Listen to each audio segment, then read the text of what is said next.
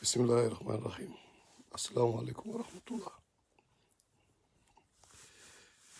waaw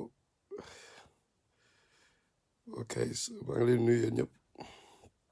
mbokk yi man la Maxtaar tey dama yëre olofu comme ni ñu naan yëre olof moo tax yëre olof sax mooy lan loolu laa bëggoon comprendre waaw wala yëre Haalpulaar sax waaw comme que ñun ay Haalpulaar lañ ñu ne yëre Haalpulaar olof yi daal lépp ngeen bëgg jël quoi bàyyi ñu il faut ñu bañ a donc waaw xam naa moom li ñi seetaan film boobu Friday today is Friday you ain't got no job you ain't got nothing to do loolu mooy daw confinement la ñi nekk amuñu dara lu ñu def waaw mais am nañ lu ñu def nag parce que comme ni ñuy wax rek jullit du wéet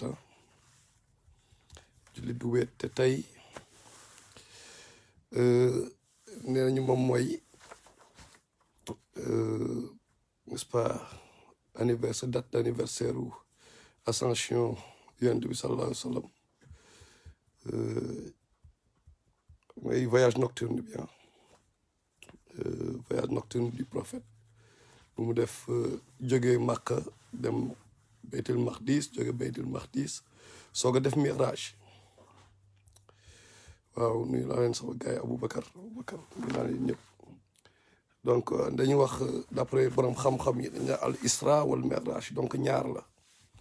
bon dañu anniversaire il faut tamit avant ñuy dem ma def benn disclaimer ba pare loo xam ne yonent bi sallallahu alayhi wa sallam sahaaba yi ñoom ñëpp feete wuñ ko man wax dëgg yàlla bon c'est bien ñu kii si mais du man maay encourager loolu du man maay jël décision naan dañuy feete lii wala du man c'est juste que c'est un rappel avant ñuy wax ci coronavirus comme di nuyu sama grand Diallo bi nga xam moo ci attiré sama attention grand Modou Diallo bu Maroc di ko remercier moom mi nga xam ne moo ci kii ñëpp te li mu wax dëgg la wala ñu nekk peut-être ci yeneen opportunité la pour ñu def ay salaatu ala nabi parce que sallallahu alayhi wa sallam nee na képp ku julli ci moom junni yoon garanti incha allah dina nekk ay ngëneel àjjana ci yow mais encore une fois je vais être très critique parce que li opportunité la pour man pour démontrer que dañoo war a xoolaat ubbiwaat téere yi Sénégal ubbiwaat téere yi pourquoi parce que jamonoy Omar Sankaré yéen a ngi fàttali ko Omar Sankaré mooy professeur Sankaré bi mu bindee l'islam et la mythologie grecque ak yooyu argo nuyu naa la sama waa ji donc bi mu bindee livre ba gars yi di ko lynché moom yàlla na ko yàlla yërëm tam séer xam nga yàlla na ko yàlla yërëm parce que man personnellement ça m'avait fait mal niñ ko def ça m'avait fait trop mal quoi personnellement parce que lañ ko lynché quoi au lieu ñu woo ko à un débat ñu lynché ko on l'a traité tous les noms d'oiseaux donc ubbi woon na bunt pour waaw tey sama kaw lan la ba xaw ba donc ubbi woon na bunt pour ñu wax ci ascension nocturne bi mais Oustaz Alioune Sall après dama ko déglu Oustaz Alioune Sall bien sûr benn ñu xam ne respecté nañ ko ndax xam-xamam bon ñëpp kenn umpalewul ne borom xam-xam la et tout mais quand même dama gis ni kiyam jour boobu dafa xaw am ay erreur ni mu tafsiree Miraj bi ni mu ko tafsiree pour man dafa am erreur donc man je me posais des questions par rapport donc ban école la jàngee est-ce que waruñu xoolaat mbir yi waaw bon tuuti naa trop pour wax Oustaz Oumar Sall Alioune Sall quoi que ce soit mais lépp lu ñu wax nañ ko vérifier ndax li ma wax dëgg la wala du dëgg parce que tamit dañu def ay recherche xool ñoom imam Bukhari lu ñu wax boo côté tafsir ñu jéem a am jënd ay livre lire ay ñoom Ibn Kathir lu mu wax lire mufassirin yi lu ñu wax après nag ñu xool donc bu nit waxee dara mu am contradiction peut-être ak benn borom xam-xam bu mag lu mu wax par exemple ni mu tafsiree benn instant dama naan ok ban école la nit ki jóge ku nekk ak école bi nga jóge mais cela ne veut pas dire que amul xam-xam tamit na leer cela ne veut pas dire que nit dafay kii mais loolu c'est mon point de vue ni ma gisee bu ma comparé ci ni mu kiyee al miraj bi je me dis que y a un problème Oustaz Alioune Sall léegi nag ku kii da ngay dem xooli vidéo bi mooy Omar Sankare affaire Omar Sankare bi parce que Oustaz Alioune Sall dafa ni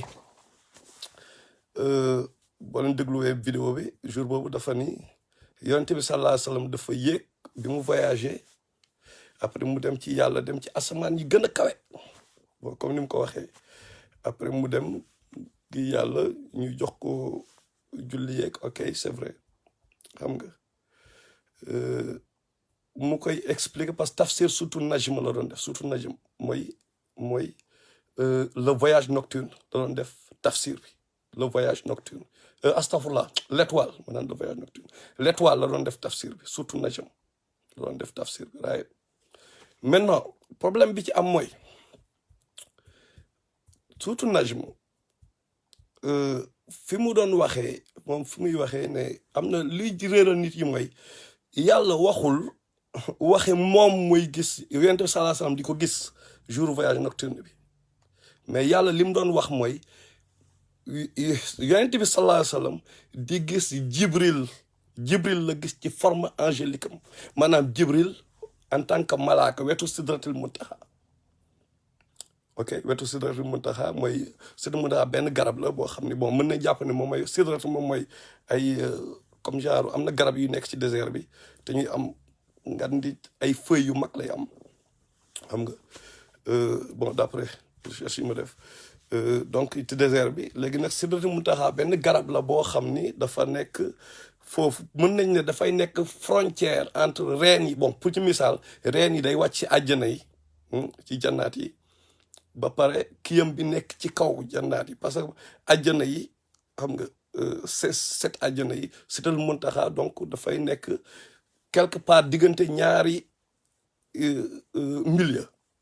xam nga mën a nekk si àjjana peut-être bu mujj bi ak yàlla moo xam mais d'après loolu bon dañu lire li borom xam-xam yi wax right maintenant Oustaz Omar Sall Alioune Sall comme ni mu ko waxee surtout najm waxul waxi yonent bi gis yàlla non parce que alxuraan bi dafa am ay versets circonstanciels ay versets à équivoque ak versets allégorique xam nga bon yooyu ñoo fa am bon boo xoolee versets allégoriques yi ñoom dañu connecté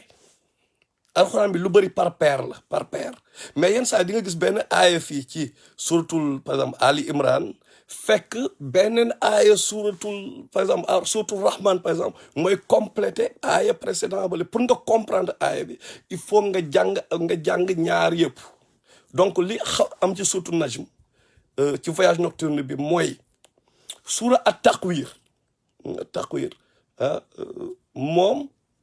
wala uqsimu bil khunnasil jawaril kunnas wa layli iza as'asa wa subhi iza tanaffas innahu la qawlu rasulin karim zi quwwatin inda zil arshil makin muta'in thumma amin wa ma sahibukum bi majnun wa laqad ra'a bil ufuqil mubin wa ma huwa al ghaibi bi danin wa ma huwa bi qawli shaytanir rajim comme ay yooyu dafa connecté ak wan najmi iza hawa ma dalla sahibukum wa ma hawa wa ma yantiqu anil hawa in huwa illa wahyun yuha allamahu shadidul quwa nu mu tudd encore maa ngi allamahu shadidul quwa zimratun fastawa wa huwa bil ufuqil a'la summa dana fatadalla fa kaana qaaba qawsayni aw adna xam nga ba ci fin bi donc wala qad ra'ayhu bil ufuqil a'la wala qad ra'ayhu bil ufuqil mubin da ngay gis ni on par ñaari aaya yooyu dañoo connecté déjà ñaari saar yi dañoo connecté parce que fi mu gisee Jibril la foofu lay wax n'est-ce pas fi mu gisee Jibril boo tax bu ñuy wax alxuraan dañuy wax a'uuzu billahi mina shaytaani rajim bu dul loolu déjà la preuve n'est-ce pas yal nañu yàlla jégal ok léegi ñaari saar yi ñoom ñoo connecté surtout Najm ak surtout at-Takwir ñoo connecté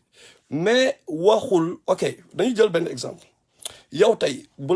la président Sénégal par exemple ñu woo par exemple nit ki yow nga nekk bon nañ jël exemple la ñu jël Donald Trump invité les États-Unis fekk yow da nga ko respecté en tant que bon bien que Donald Trump c'est du n'importe quoi mais exemple ñu mu nekk président bu ñu respecté mu invité les États-Unis boo ñëwee Amérique lan ngay njëkk a def est-ce que da ngay visiter ji ay ay bon bu ñu jël Donald Trump nañ jël yonent bi sallallahu alayhi wa sallam mu nekkoon bi mu invité la wala bu nekkee murit nga toog sëñ Touba invité la wala bu nekkee tijaan nga El Hadj Maam Maodo invité la fekk buur la bu ak loo mënti ne pour rek nit ñi comprendre dama jël exemple yu terre à terre moom bu la invité dëkkam est-ce que da ngay ñëw visiter Touba mais par respect pour moom da ngay dem nga xool ki la invité nga wax ak moom ba pare boo pare nag nga soog a visiter du dëgg mais doo ñëw visiter ba pare soog a dem wuyu ji ki la invité right waxuma laa nag yàlla donc yonent bi sallallahu alayhi wasallam bi ñu ko kiyee dafa dem al isra dafa dem wuyu yàlla ba pare bi mu paree lay soog a gis ak Jibril wetu sidratal muntaxa Jibril won ko boppam sous forme angélique maanaam won ko jëmmam carrément won ko moom ni mu mel en tant que avec 600 laaf yi parce que neen 600 laaf la am ok léegi mu ne yàlla mu ne surtout kii laa bëggoon surtout at-taxwir même chose moo amaat par exemple fan la ñuy xamee contexte pour ñu mën ko contextualiser ñu mën a xam affaire yi ñu mën a placer lu nekk place am rasulullah sallallahu alayhi wasallam dafa njëkk a ñëw bi mu nekkee ci kaw suuf bi ko kii bi feeñoo bi ko Jibril feeñoo mooy Iqra bi ko xaari Hira bi ñu koy feeñoo xam nga après Jibril dafa disparaître bi Jibril disparaître n'est-ce pas moom muy dem bon benn xam nga yàlla moo ko doon inspiré muy dem di ko wëri quelque part di kii parce que gisatul xam nga wax yi bi li ko amoon ba benn jour muy romb dégg ay xeer di ko woow ak muy dégg voix am muy dégg lu koy woo moom mooy nettali rasulullah sallallahu alayhi wasallam mu dégg lu koy woo mu xool autour gisul dara boobu la xool ci kaw mu ne mu gis Jibril ci clair mu courir horizon bi yëpp Jibril courir horizon bi yëpp bon moom moo koy gis loolu beneen dimension la dëgg la wala dëgg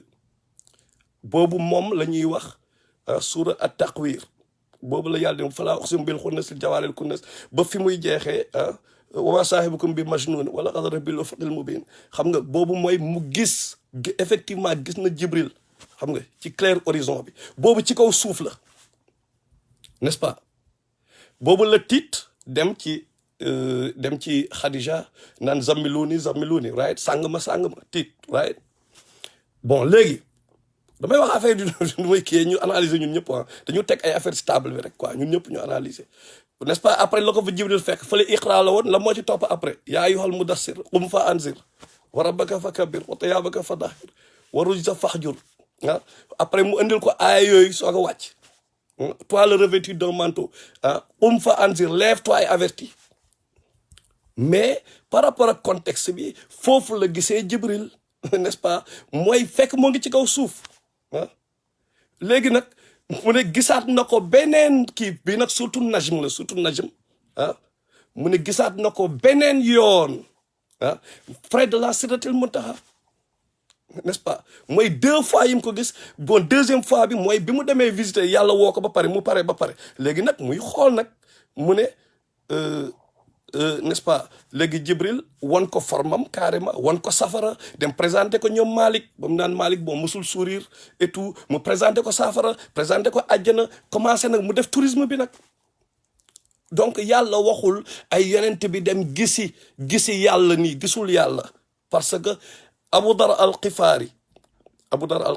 ñëpp a xam saxaaba boobu normalement mooy ki jóg woon xifaar waa xifaar ñoom ñoo doon gangster la ñu woon quoi mooy pourquoi gangster ay dogaalekatu caravane la ñu woon Abu Dar foofu la nekkoon mooy ki nga xam ni moom daa mës a jaamu yàlla xamul woon sax yàlla avant muy daje yonent bi nee na xamoon ne am na yàlla bu fi nekk muy jaamu ba nelaw moom noonu la mës a mel te ay gangster la ñu woon et tout right maintenant Abu Dar laaj ne yaa Rasulullah est-ce que gis nga yàlla mooy na laa koy gisee mu ne ay lumière yu fort ñoo fa nekk mënu ma ko gis xam nga al Qataada tamit ñu ne boo yàlla dafa defalal boppam benn hijabu lumière n'est-ce pas Qataada beneen kii boo xam ne kii Ibn Abbas la woon radiyallahu anhu moom tamit xam nga waaw wax nga dëgg de marbuj nee na dans une meilleure posture c'est que sama benn grand grand Diallo mooma kii pour ñu wax ci quoi donc c'était pas prévu c'était pas programmé anyway bon mais je suis assis donc qu'est-ce que je disais donc je disais que marbuj perloo nga ma sama filu li ma doon wax la fa laa yemoon encore Je t'avais dit la dernière fois, je suis un peu mooy loolu. Ok, anyway, Qataada ñëw na mu wax ni yàlla yonent bi gis na yàlla. mu ne yonent bi gis na yàlla. mais Aïcha radiallahu anha Aïcha génn ne képp ku ko wax waxoo dëgg. mu expliqué que ay yi nga xam mais am na ñu naan wéy parce que Aïcha xale la woon Aïcha lii loolu yëpp da nga koy dégg mais li amal solo mooy rasulullah sallallahu alayhi wasallam premièrement nee na kii gisul yàlla moom moo ko njëkk a wax n'est-ce pas nee na gisul yàlla. deuxièmement bon keneen ku mu neex nga analyser wax lu la neex quoi mais moom moo ko wax Abu Dar nee na gisul yàlla. deuxièmement aaya yi tamit la parce que ñoom li leen di réeral parfois fa kaana qaaba qawsayni aw adnaa boobu bi nekk surtout najm mooy réeral ñu bëri parce que dafay ñëw mu ne Jibril lay wax Jibril mu ne dafa ñëw wàcc ba distance à 2 portées d'arc flèche par exemple 2 portées quoi 2 portées mais loolu scientifiquement lañ koy analyser d'après man sama kii mooy il faut ñu analyser loolu scientifiquement mooy lan ñun bi ñuy jàng seconde gars yi def ay seconde D seconde C wala bon ñun suñu jamono yooyu la woon anyway ñu ne nga seconde scientifique yi en physique lan ngay njëkk a jàng mesures et incertitudes loolu ngay njëkk a jàng mesure et incertitude yéen a ngi fàttaliku prof bi day wax dem leen si tableau bi ngeen mesurer boo leen mesurer ñu ne par exemple bon ma jël hasard Oudi Diallo mesurer ñëw andi mu am 3,4 après Badou Ba dem mu am 4,5 xam nga bon Faye Diamond dem am 3,8 on a remarqué en physique li lay njëkk a jàngal mooy mooy que bu ñu mesurer ba pare parce que dañu boole lépp après kii bon j'ai oublié forme diviser waat boole lépp calculer ko pour xam vrai kii bi la additionner lépp après diviser ko par nombre de personnes yeeg yooyu proportion yooyu noonu la doon demee mais dañ ne jamais ñu am benn mesure bu juste par exemple Oudi Diallo dem en 4,2 Badou Ba dem 4,2 non chaque fois day am différence donc il y a des incertitudes de mesure maintenant yàlla muy wax ak en plus de loolu benn peuple boo xam qui savait ni lire ni écrire ñoom nag lañ daan calculer seen unité de mesure lan la woon temps arabe yi mooy jamonoy rasulullah sallallahu alayhi wasallam ñoom nii lañ doon calculer par exemple dañu wax ni par exemple temps ni ñu ko doon utiliser dama lay jox benn exemple dañu naan bon yow pour dañu naan ñaata temps la war a jëlal pour nga dem Dakar ñëwaat ñoom ñu ne ma ne la le temps ma rey benn gëléem ba fees ko ba distribuer yàpp bi ñoom noonu lañu daan calculer loolu baax dañu naan le temps ma rey gëléem bi fees ko distribuer yàpp bi ñoom noonu lañu daan calculer loolu moo la seen mesure parce que xam nañ ne mais dafay am ay incertitudes c'est pas du mesure boo xam ne dafay parfait bu ñu mesurer noonu ñoom noonu lañu daan calculer léegi nag yàlla ne fa kaana qaaba qawsayni aw adnaa mais nit booy tirer flèche ci air bi parce que mais mënoo tirer laal asamaan bi donc nan lay demee mooy doomu aadama bu tiiree benn flèche ci air bi mais dafa am benn distance boo xam ni fa la ñu mooy la moyenne benn moyenne boo xam ni fa la ñuy yem peut-être kii dina am hauteur benn mën na ko tirer ci benn hauteur 50 mètres keneen tirer mu am 10 mètres keneen tirer am 40 mètres mais l'essentiel day am benn maximum ak benn minimum léegi nag mais mënuñu am lu précis mais bu ñu xoolee que bi yàlla moo ñuy jàngal par exemple mesurer incertitude que dina ñëw après mu ne donc à 2 portées d'arc fa kaana qaaba maanaam yonent bi sallallahu alayhi wasallam distance am moom bi mu gisee Jibril c'est à 2 portées d'arc yàlla moom ni mu màggee di dugal ay collection de coordination ay fa kaana qaaba qawsayni aw adnaa mu naan plus près encore mel ni yàlla xamul lu précis donc moo ngi ñuy jàngal incertitude yi man loolu laa ko jàpp noonu laa ko analyser mooy donc il y a des incertitudes am moo ngi ñuy expliquer ni donc rasulullah sallam bi mu gis Jibril ci clair horizon bi distance am entre moom ak Jibril c'est 2 portées d'arc wala plus près encore est-ce que xaw ma ndax am na it make sense ci yéen ou non mais loolu moo mën a nekk mais c'est pas que diggante moom ak flèche ak arc bi parce que ñu bëri noonu lañ koy tafsiré naan diggante flèche bi même di gis naa Oustaz Omar Sall di wax la même chose mais pour man loolu erreur la mooy diggante distance flèche bi ak arc bi amul sens flèche ak arc c'est rien du tout quoi xam nga comprendre mais boobu mooy rasulullah sallallahu alayhi wasallam bi muy gis jibril ci kaw suuf fekk moo ngi ci kaw suuf maintenant bi mu demee ci mi'raj bi moom ak jibril dañu taxaw ensemble ah mais ci beneen descente la wax gis na ko ci beneen descente près de la sidratul muntaha bii pas bële jibril moo taxaw jibril moom moo taxaw amin rasulullah sallam moo nekk ci suuf jibril nekk ci kaw mais deuxième fois bi deuxième fois bi mais lenn moo mën a nekk bon d'après li ma xalaat parce que damay poser ay débat parce que il faut tamit l'islam bi ñun duñu ay robot il faut ñu teg ay débat stable bi tamit dañu waxante dëgg xam nga ñu xool nit ki bu ñu wax am na sens wala amul sens bu amul sens ñu rejeté ko bu amee sens parce que ku nekk tamit war nga jéem a nekk quoi ñi njëkk ña dañ naan woy borom mais ku nekk si ñun war nga jéem a au moins teg dara quoi normalement mais nag waxuñu ngay weddi borom xam-xam yi weddi ay am na ñoo xam ñooñu la yàlla may peut-être waxuñu ngay teg lu contraire à ñoom lu ñu wax mais ñëpp ay nit lañu yàlla moom moo dul nit te suba mën na créer koo xam ni par exemple mën na leeral loo xam ne mu fasiri ni leeral luñ ko woon loolu yëpp mën na am on ne sait jamais mais il faut ñu ubbi buntu yooyu it quand même parce que tey jii boo xoolee l'islam bi dañu xaw a même côté tey affaire coronavirus bi da ngay gis réaction nit ñi xam nga da ngay rus sax benn instant day mel ni ñu duñu dem ak suñu intelligence tamit xam nga souvent rek mais du seen faute ni ñu leen di jàngalee diine bi mooy def naa mooy problème bi parce que diine bi dafay dogmatique ensuite kenn du laal kenn du alors que yàlla tamit dafa am ñoo xam ni dafa leer daal buñ ci kiyee tamit borom xam-xam yi ñoom ñu toog ñu analyser dinañ génne ñii ñun ñu gën a avancer parce que c'est pas normal jullit yi jël arrière di jël ndaare ci adduna bi tey ñun ñoo jël ndaare ñun jullit yi alors que benn instant ñun ñoo jëloon paix pourtant ñu jël paix parce que 1/8 du Coran parle de tafakkur ak tashkil tafakkur mooy lan moom mooy science méditation tashkil di forme ak structure donc 1/8 du Coran parle de science et de technologie mais génération yu njëkk yi bon defe naa mos naa ko fi expliquer une fois xam nga génération yu njëkk yi lan la ñu appliqué iqra jàngal allazi allama bil qalami allama l'insaan ma lam ya'lam maanaam jàngal kii par celui qui par la plume a appris à l'homme à ce qu'il ne savait pas et moment boobu aayooyu bi muy wàcc il s'adressait à des gens yoo xam ne qui savaient ni lire ni écrire n'est-ce pas donc la première génération nekk génération qui devait répandre l'islam par le sabre la deuxième génération nekk génération bi nga xam ni moo war a nekk génération xam-xam bi moo war a appliqué dem chez les romains chez les byzantins xool li ñu fa wàcc ci xam-xam dem chez les chinois def li ñu fa wàcc ci xam-xam dem chez chrétiens yi côté écriture xam nga ba ñoom xalif Maamoun bi ñuy ñëw ba moment yooyu noonu ñoo ngi ci ay recherche boo tax 50 ans plus tard c'était l'âge d'or des musulmans et loolu par exemple bu ñuy wax comme que ci contexte Isra wal Mi'raj dañuy wax Aïcha ne yàlla mësul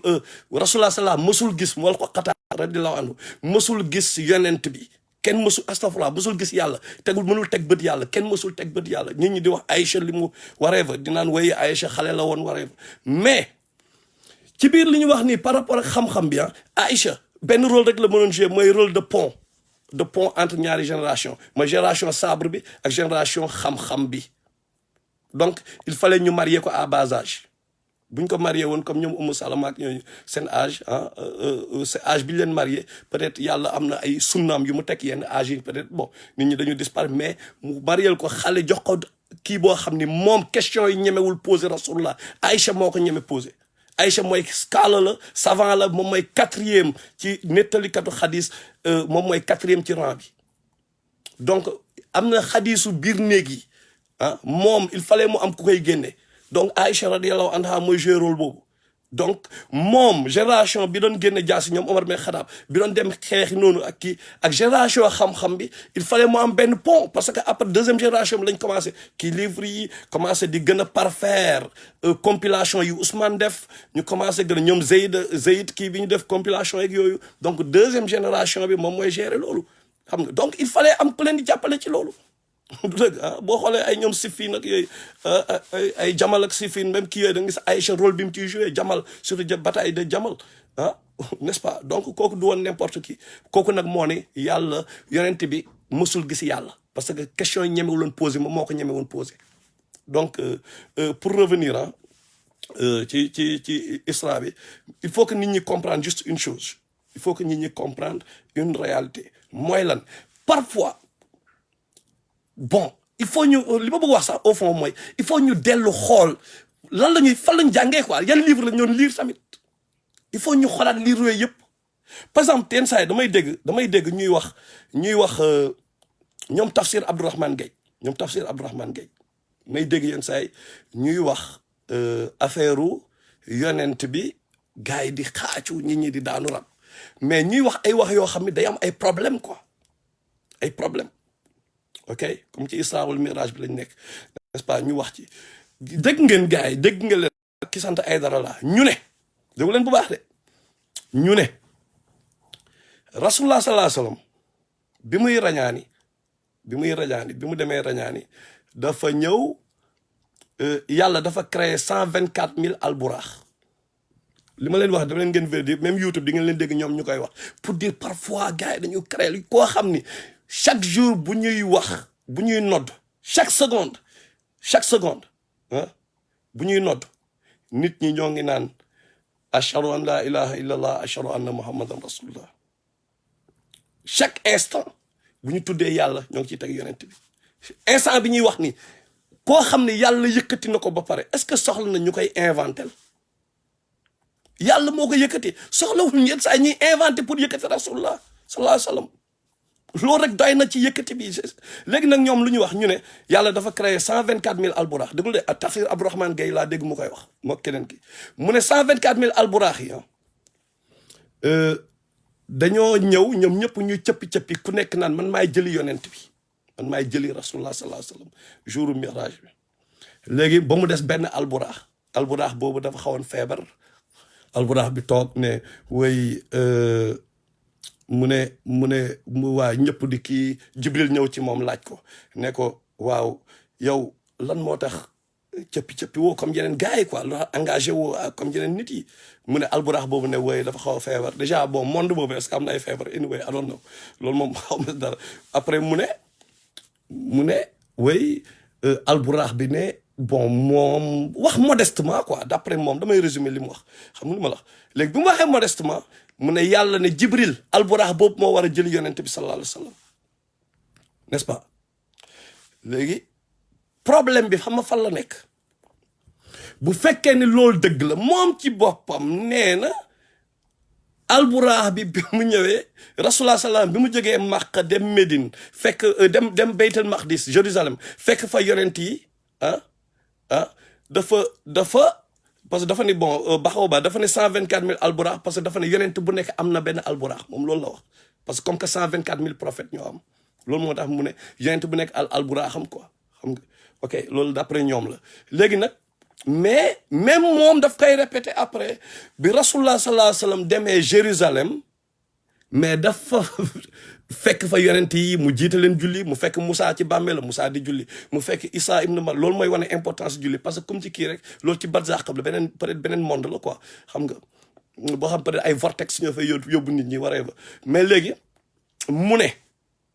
bi mu ñëwee dafa takk alburaax bi ci benn poteau ok lan ngay takk est-ce que soxla mais parce que boo ko takkul day rëcc dëgg la wala dëgg luy rëcc kay la ñuy takk est-ce que sa oto yow boo ñëwee gaare ko soxla nga ko takk mais tu n'en as pas besoin léegi alburaax bu doon wax non man maa koy jëli ku nekk kii est-ce que soxla nañ ko takk ça c'est d'un deuxièmement xadis bu leer rasulullah sallallahu alayhi wa sallam mu ne bi mu ñëwee yéeg alburaax bi ko Jibril indee mu yéeg alburaax bi dafa commencé fippu commencé comme kii ni ñuy animaux yi ni ñuy def rek mu ne Jibril bif ko ne ko xanaa xamoo ñi la mës a war ñëpp amu ci ku ci gën a noble ki la war tey mu ne ñi la mës a war ñëpp amul ku la gën a noble ki la war tey ce qui veut dire alburaax bi bu nekkoon ñoom dañu doon xaaju ku nekk maa jël yonent bi est-ce que dina yéeg ci kawam muy fippu mais du yéeg muy fippu parce que juste que c'est un animal boo xam ci benn horizon la nekk yàlla kii ko muy gérer voyage prophète yi c'est tout c'est juste un animal bi yàlla créé comme ni mu créé yeneen affaire créé ay malaaka créé yeneen ci yeneen dimension loolu moo mën a nekk beneen bi mooy ñu ne rasulullah sallallahu alayhi wasallam dafa juddu nekk liir bi mu nekkee liir mu ne nii loxo bi ne ashhadu an la ilaha illa nekk liir mais noonu nan la mën a amee ba pare moom bi ko Jibril feeñoo kottu ko xamul sax li ko dal mu dem ci kii naan boo ma kiwul dama nar a dof naan Khadija radiyallahu anha boo ma kiwul damay dof xamul li ko dal xamul li ko dal donc mujj du nekk liir ne reconnaître moom mooy rasulillah def kii ba pare léegi moom fële xamul lu ko dal xamul ne ma prophète la nar a nekk amul sens ci man. beneen bi mooy ñu ne rasulullah sallallahu alayhi wasallam bi mu jógee benn jour dafa ànd ak Abu Talib nijaayam bi ñuy dem benn voyage Basra bi ñu dem ci voyage bi li may wax ni dama ngeen réfléchir ci quoi ñu réfléchir ci ensemble ñun ñëpp ñu xool ndax am na sens wala amul sens mu ne léegi bi mu demee Basra après ñu gis benn moine nekk ci biir moine bi nekk ci monastère am mu gis caravane bi di ñëw bi mu ko gisee après am benn nuage bu topp caravane bi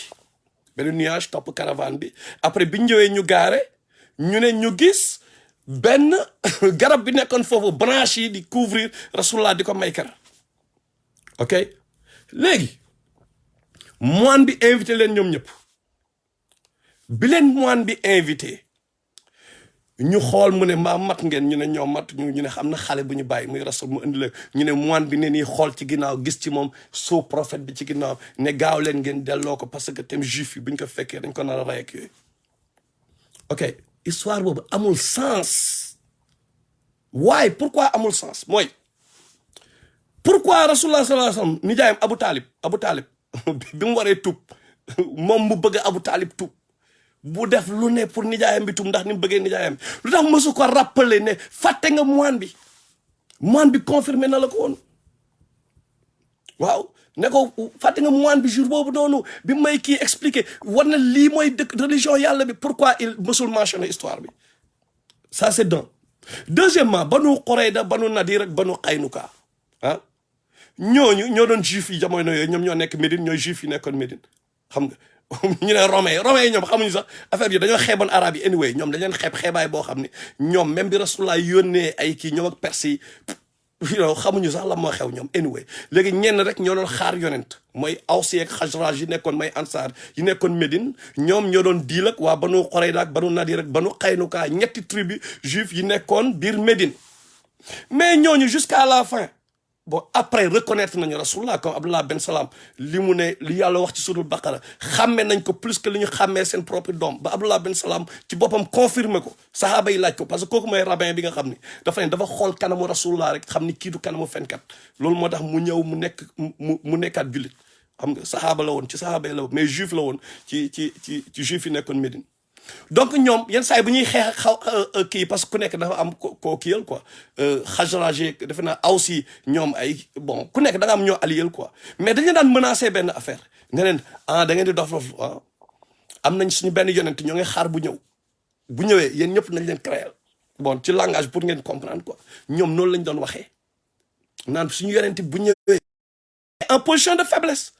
ñoo ngi yaakaar seen yonent bu ñëwee pour ñu soog a venger wu ci Awsi yi wala ci Xajraj yi donc ils étaient ñooñu nan la ñu mën a xalaatee dem naan dañuy koji naan Abu Talib gaal nga delloo rasulullah sallallahu parce que ñële bu ñëwee dañ ko nar a rey mais histoire bi lenn moo mën a nekk pour dire il faut ñi comprendre loolu dañ ko fabriquer xam nga pour lan parce que nee nañu rasulullah sallallahu alayhi wasallam poète la nee nañu luxuskat la mais nee nañu parce que le fait que muy nettali histoire Moïse histoire Moussa histoire Issa moom mu nekk histoire yonent yi ñëw avant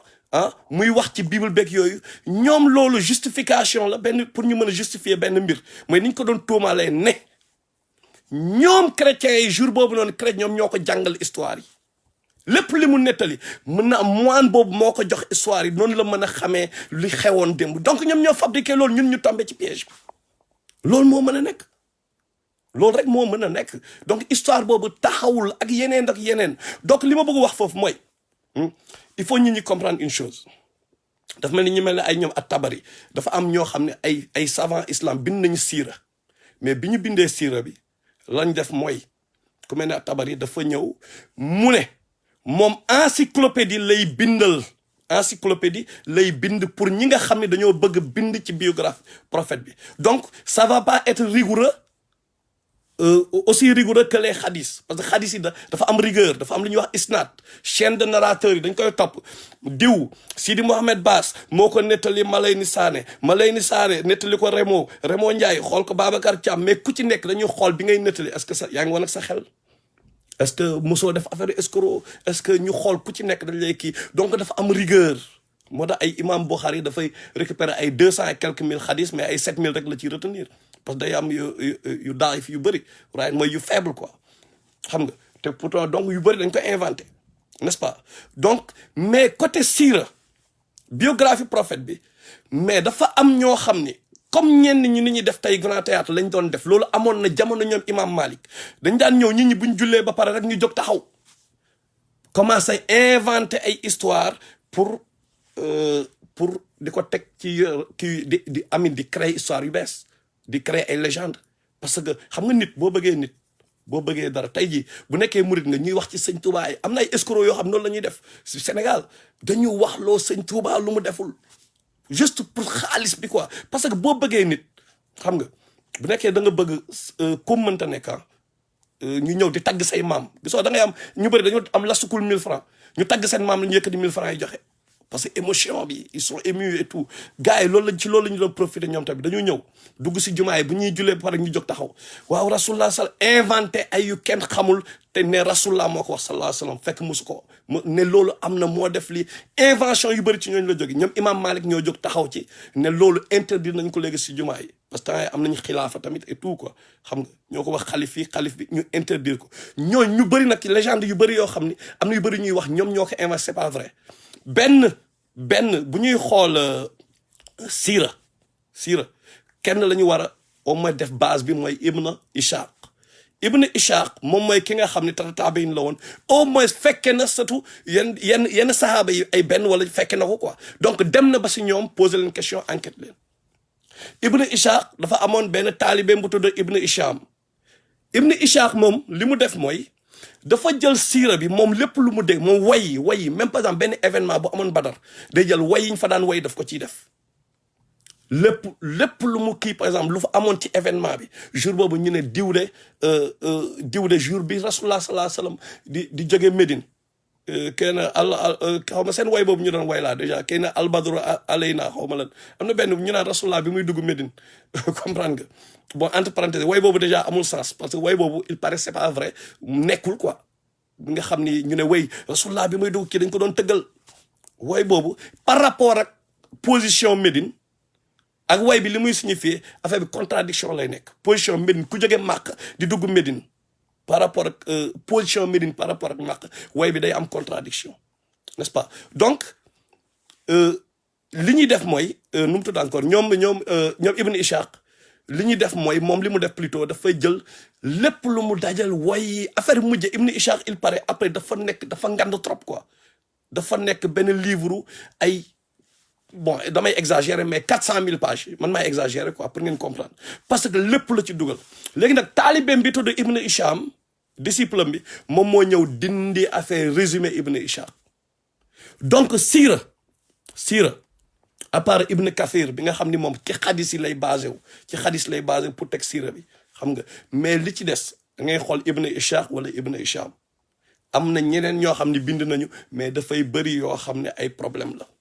yoo xam ni taxawul léegi nag ñun encore une fois mënuñu toog ñu ne dañoo bëgg yonent bi ay émotion di ñu yóbbaale war ñu topp émotion war ñu topp way parce que lii kooku yàlla yëkkati na ko ba pare yàlla moo ko yëkkati même ci Alxuraan bi yàlla nee na yëkkati nañ sa réputation ñoo la yëkkati sa tur ñoo ko yëkkati kooku jarul ñu koy fenal jarul ñuy wax lu mu deful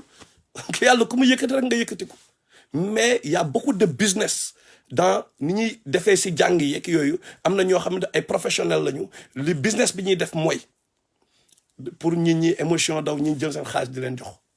lu baax la nga dem di fàttali nit ñi yonent parce que tamit am na côté boo xam ni ñoo ngi def lu baax wax dëgg yàlla parce que au moins nañ tax nit ñi taxaw kii mais quand même bu ñu inventé te ñoom seen job moo war a nekk ñu dem ñu xolaat ñu xaw a critique maanaam siira bi boo koy def biographie bi nga dem ci benn kii bu académique il faut nga dem de manière académique n'est-ce pas de manière très académique xam nga Euh,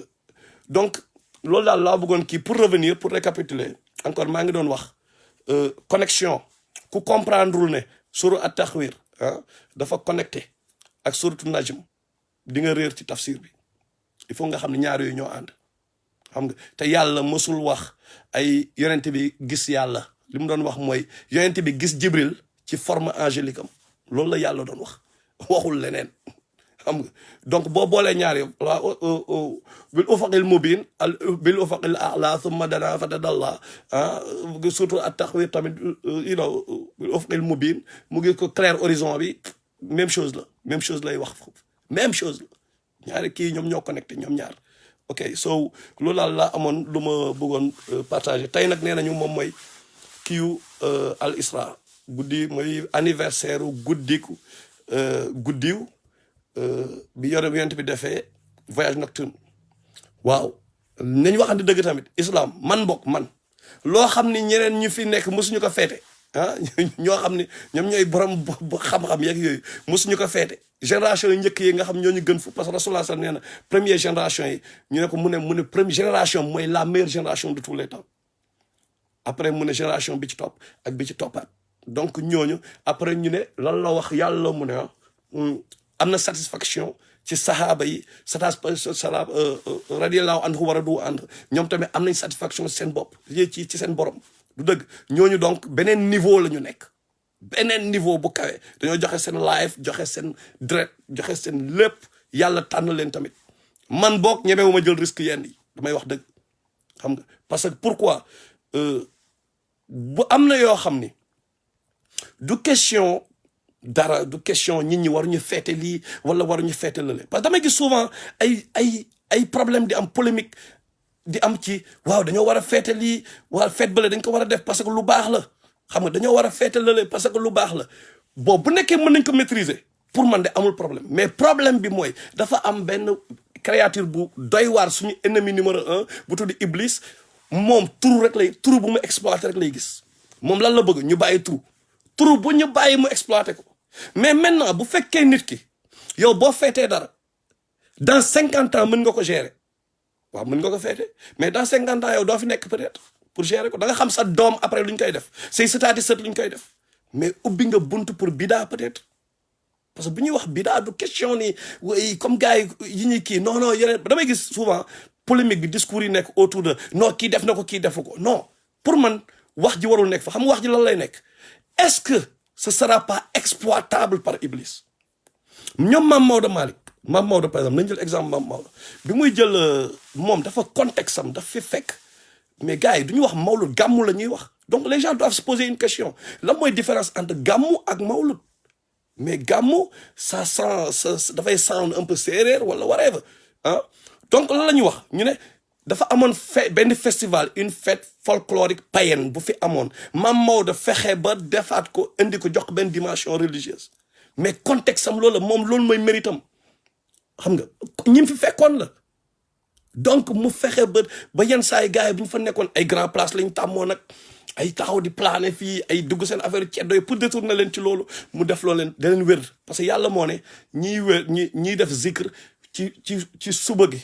jour bi buy commencé mooy kii soleil bi buy génn tamit ay suba teel après fajar ak coucher soleil bi tamit ñuy daf ñu conseillé daf ñu commandé ñu def fa ay zikr n'est-ce pas donc moment yooyu c'était ça sa stratégie après mu def li muy def mu dem yoonam xam nga mais tey jii ni ñuy defee mbir yi est-ce que moom ak Mame Maodo par exemple bu fi nekkoon ba léegi dañuy jël exemple Mame Maodo wala Thierno Seydou Mouta wala keneen bu fi nekkoon ba tey cheveux naturels yi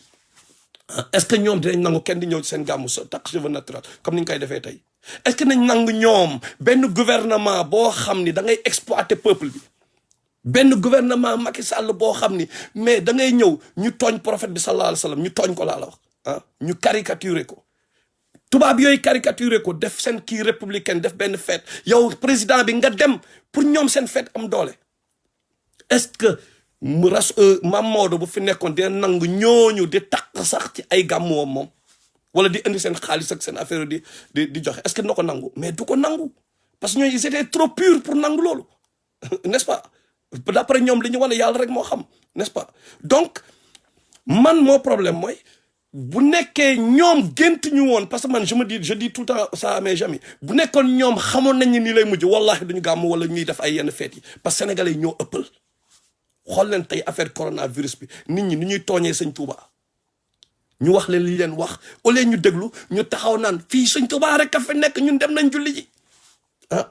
mais xoolal def seen yëfu dof bëgg si dugal sëñ Touba mais defal sa yëfu dof mais bu ko ci dugal parce que moom li mu sacrifié yow sacrifié ko sa papa sacrifié ko sa maam sacrifié wu ko te boo xoolee yow bu ñu toppee yow sa deret sa maam mooy ñi ko boole woon ay bureau ndar ak ñi ko daan indil ay problème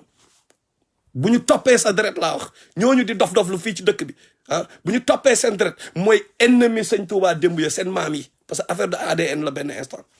tey ñoom ñooy ñëw tey ñoom ñooy les premiers ennemis de la religion da ngay dem comme ni ko Iba waxee woon da ngay dem ba rus ci sa kanamu dëkkandoo bi nga bokkalul diine donc pour man benn instant bu nekkee mën nañu maîtriser fête yi mën nañ ko maîtriser ok bu nekkee mënuñu ko maîtriser mais nañ def ni sahaaba yi doon def ñu def ni nit yu baax ñoom imam Malik doon def ñu xam tamit contexte yi du benn ñoom El Hadj Malick ñoom sëñ Touba ay ñu woowule lañ fi fekkoon ay ceddo yu costé lañ fi fekkoon bokk ñoog ñun ñu doon génération bi ak ñooñu dañoo costé ñooñu xamuñu dara ay vrai jaahil lañ fi fekkoon donc ñoom dañu am seen mérite par rapport ak ñu fi fekkoon ñu def effort yi ñu war a def et tout ñu dem seen yoon je dis bien ñu dem seen yoon def nañ li ñu waroon def ñu dem seen yoon ok léegi nag mënuñ ñëw encore génération yii di ñëw di def n'importe quoi chaque fois di utiliser seen tour ñoom alors que defoo dara loo xam ne ñoom tànk fi ñu tegoon seen tànk tegoo fa sa tànk dafa yomb trop nit taxaw naan sëñ Touba lii sëñ Touba tey yow defoo dara lu sëñ Touba doon def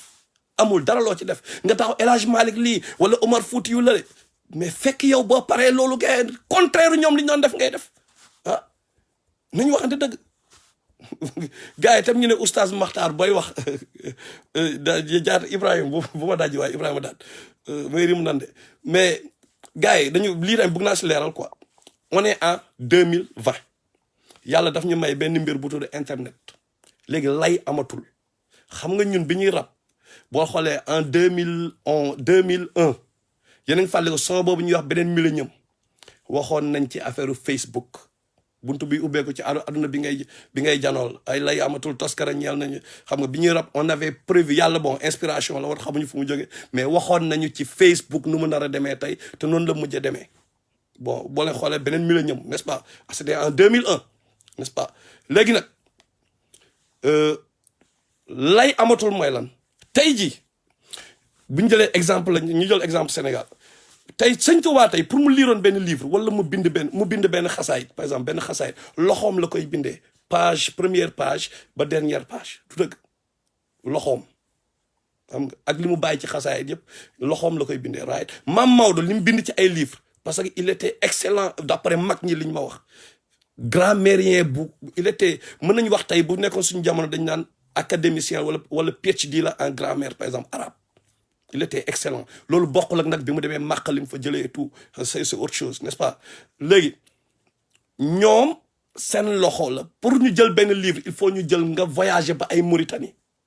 nga voyager Sénégal y avait effort yu doy waar nga doon def y avait beaucoup d'efforts yu ñuy def ñoom parce que loolu tamit seen mérite la quoi mooy ñun suñu jamono dafa yomb nga toog sama gaal ñëw ne nii lay amul mën naa toog fii tey nga am collection imam Bukhari ñun ñëpp tey ji bés bouton la ñu am collection imam Bukhari bi yëpp ñu am collection imam Ahmed imam Muslim ñu jàng lépp loo xam ne livre xam-xam la ci àdduna bi tey da ngay bés bouton nga xool ko bu la neexee n'est-ce pas maintenant ñun est-ce que donc ñun war nañu toog rek naan waaye diw wax na mais non bu ñu diw waxee léegi war nañu analyser dama leen di jox benn exemple dama leen jox benn xaw ma anecdote da laa koy tuddee mais Abu Hurayra radiyallahu anhu moom mooy premier ci liste ñiy raconter xadis moom mi nekkoon nag rasulullah sallallahu alayhi wa sallam Abu Hurayra moo doon premier ci liste bi ci bu ñu jëlee narrateur de xadis yi moom moo doon bu ñuy wax nettali xadis Abu Hurayra mooy pay right mais Bukhari moo ko ëppale xadis Abu Hurayra mooy paix Bukhari ëppale ko xadis lu tax Bukhari ëppale ko xadis parce que imam Bukhari rahimullah dafa mémoriser xadisu Abu Hurayra mu boole ko xadisu Aïcha mu boole ko xadisu Umar bin Khattab boole ko xadisu Amar ibn al-As boole ko xadisu Abu Ubayda al-Jarrah ku mënta nekk ci sahaaba yi wa Abdurrahman ibn Awf ñoom ñëpp mu boole loolu yëpp la boole donc moo ko ëppalee xadis yi mu xam ñun noonu lay demee benn instant mooy ñun suñu génération mais normal bu ñu defee effort mais ñun war nañu yóbbuwaat baar bi mu gën a kawe war nañ yóbbuwaat niveau bi mu gën a kawe mais pas ñu toog rek nekk yaru noonu mooy il faut ñuy def ay kii yu académique bon pas ñun exactement mais ñi nga xam ne qualifié nañ parce que tamit c'est pas n'importe qui mooy jóg rek jël affaire di wax am na ñoo xam ne peut-être ñoom ñoo gën a qualifié te comme ni ma ko yàgg waxee ñun bu ñu demee ba toog di wax fii di ñeme wax laa wax de mais c'est parce que la nature a horreur du vide ñi waroon waxuñu loolu kese la mais ñi waroon wax ah bu ñu toogoon di wax ni ñu war a waxee médias yi tamit di jël seen wax di ko fexe ñëpp di ko dégg parce que dañu sélectionné ay Iran Ndaw la ñu jël def leen ay star tey jii boo xoolee nga déglu benn xutba bu ñu xool ay affaire kii salafiste la kii murit la kii tijaan la ah bu ñu xoolee ku mel ni Rafaay ah ba Rafaay Mbàkke mais da ngay xool da ngay déglu xutbam du question ay murit fañ fàtte loolu ah nga ni bon yaa mais ku mel ni docteur Ahmed Lo par exemple mais moo ngi fi tamit xam nga ay Rafaay Mbàkke ay kii ñeneen ak ñu bëri mais pourquoi ñooñu Iran Ndaw gën leen siw ñooñu ci seen communauté rek la ñuy siwee quoi mais pourquoi ay Iran Ndaw la ñëpp di xam quoi donc médias yi dañ ci jouer benn rôle donc am na benn mafia buy daw ci suuf ah bañ ne ko ba bu ñu leen keppee ay Iran Ndaw ñu ne attention man baram àll yu ndaw yi laay waxuma la ak baram àll yu mag yi kon saa waay tu n'es pas qualifié pour yenn yi parce que yow tu reconnais que àll yu ndaw yi ngay waxal benn mais lan mooy def job boobu mooy média yi mooy sensationnel rek mooy daw Sénégal gars yi sensationnel rek mooy marché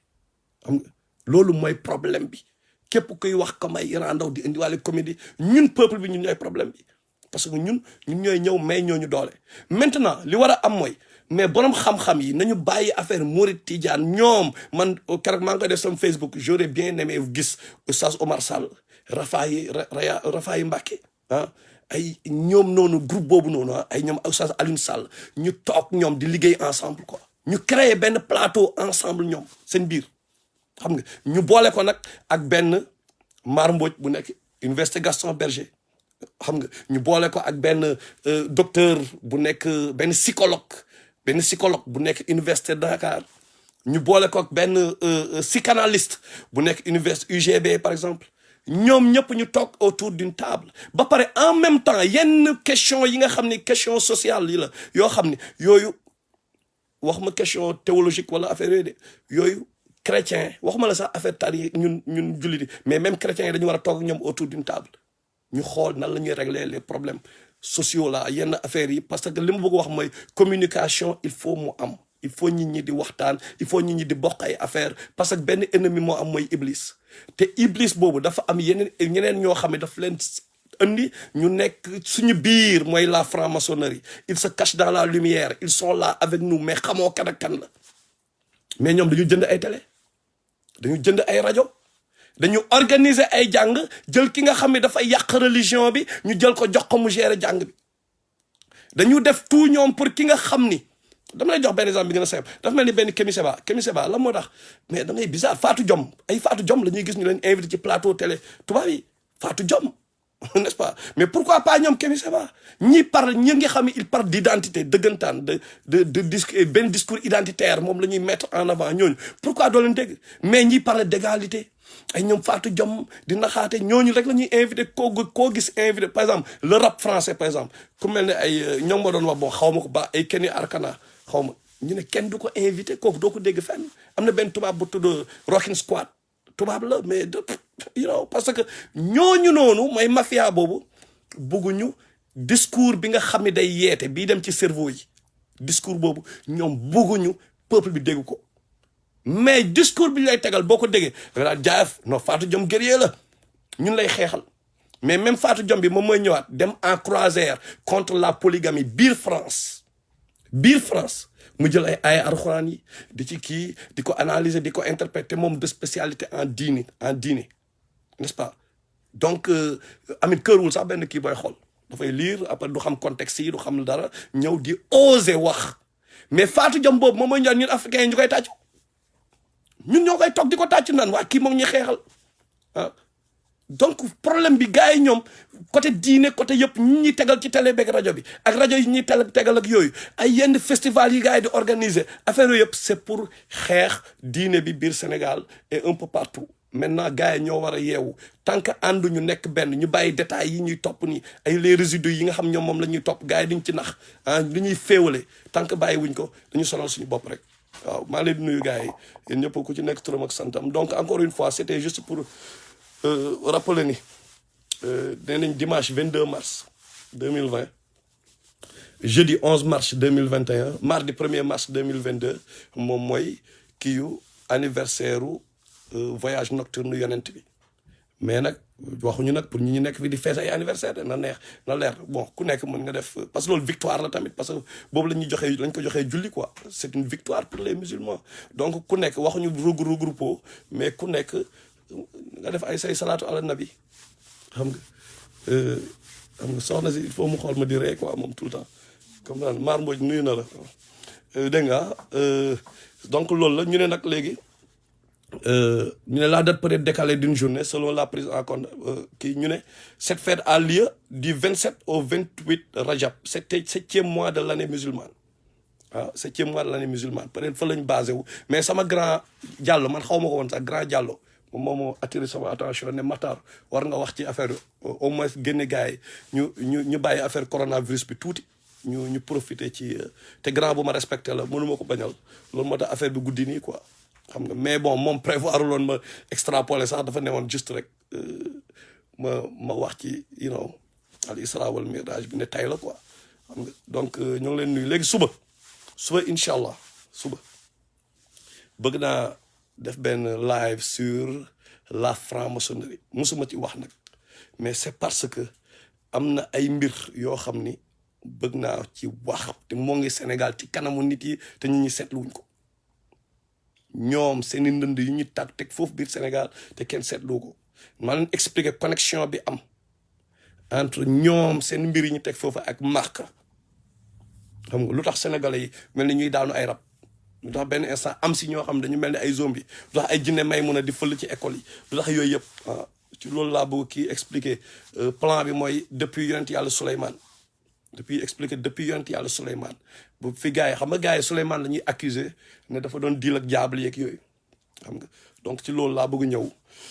expliquer depuis Souleymane ñoom Asmodeus seen yàlla boobu ñu créé am na ñu doon topp xam nga bu ñu wàcc ba si jaaro Souleymane bi ba gars yi ni ñuy créé film ay Aladdin ak yooyu ñu continuer accuser Souleymane ba yàlla di défendre Souleymane sutul Baqara verset 102 103 yàlla moo ngi défendre Souleymane mais Souleymane mësul nekk yéefar ñoom ñooy yéefar yi xam nga ñoom ñi nga xam ne ñoo toppoon Xaarut ak Maarut lu mu wàcce woon Babylone xam nga donc léegi loolu beneen contexte la léegi nag par rapport ak Sénégal laa bëggoon ñëw pour gars yi ñu rendre compte ñu analyser ndoo ensemble ñu xool bon ba jëm leen démontrer que nan la place de l'obélisque nekkee un problème fan la lu tax vibration yi dofloo Sénégalais yi di jóge ci obélisque boobu place de l'obélisque boobu lan mooy rôle am pourquoi ñu teg ko fépp ci àdduna bi xam nga connexion bi lan mooy connexion bi am entre obélisque yi ñu teg fépp ci àdduna bi ak kaaba gi ak vibration yi jóge ci kaaba gi ci loolu daal mooy le monde des énergies incha allah nuyu daal yéen ñëpp sama gars yi jërëjëf